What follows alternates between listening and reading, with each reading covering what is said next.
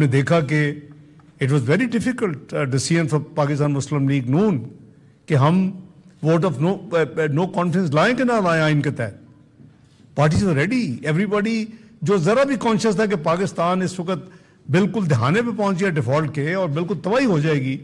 سری لنکا آپ نے دیکھا چند مہینے پہلے 22 سے پہلے کیا ہوا, تو وہ تو گلوبل کچھ ایکٹرز کو بھی سوٹ کرتا تھا کہ پاکستان میں ڈیفالٹ ہو, دست و گریبان ہو, ملک جو ہے وہ ڈیریل ہو اور آگے آپ ایک نیوکلیر قوت ہیں, آپ سے نیگوشیٹ کیا جائے.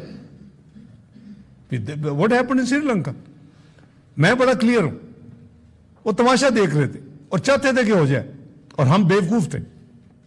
پولیٹیکل جو پاکستان میں پروسیس چل رہا تھا, تو اللہ کے ہر کام میں کوئی نہ کوئی مصلحت بھی ہوتی ہے.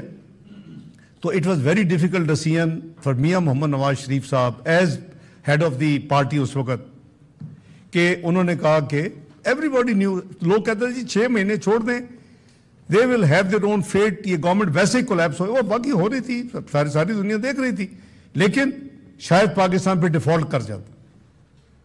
دس was a major decision PMLN and Mian Muhammad Nawaz Sharif took and appointed میاں محمد شہباز شریف as PMLN candidate for the vote of no confidence. اگر کامیاب ہوتا ہے تو as prime minister candidate.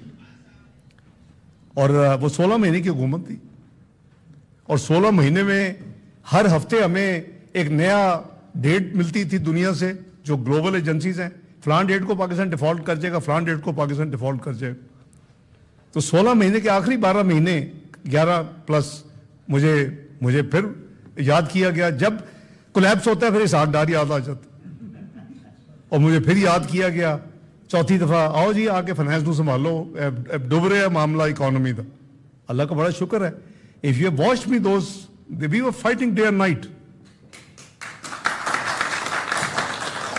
And اس میں کوئی مبالغہ نہیں ہے کہ واقعی we were at the verge of default. آپ کو the last one was May 2023, Fitch کا آپ ریکارڈ وہ بھی نکالیں, انہوں نے ڈیٹ دے دی تھی کہ 30 جون 2023 نو وے دا پاکستان کین سروائیو, اس سے پہلے پاکستان ڈیفالٹ کر جائے گا. ابھی آپ نکالیں, آپ نے گوگل کریں, آپ کو فچ آپ کریں, میں آپ کو پتہ چل جائے گا. Any time and every time such statement come, I used to come on media and say IMF or no IMF, Pakistan will not default. Alhamdulillah. We were doing our strategic work.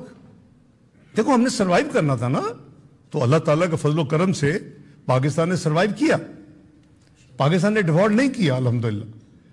اور اس کے بعد obviously there is a caretaker period, 9 اگست کو حکومت چلی گئی, اور آپ نے دیکھا کہ how things rolled out after that, کہ جب دوبارہ الیکشن ہوئے اللہ نے ہمیں موقع دیا, میاں شہباز شریف صاحب دوسری دفعہ الحمدللہ اپنا الائز کے ساتھ ہم نے حکومت بنائی, اور وہ ڈیفالٹ کا جو ایک مصیبت تھی پاکستان کے اوپر, رسک اور ڈینجر گھوم رہا تھا, وہ اب دفن ہو گیا الحمدللہ.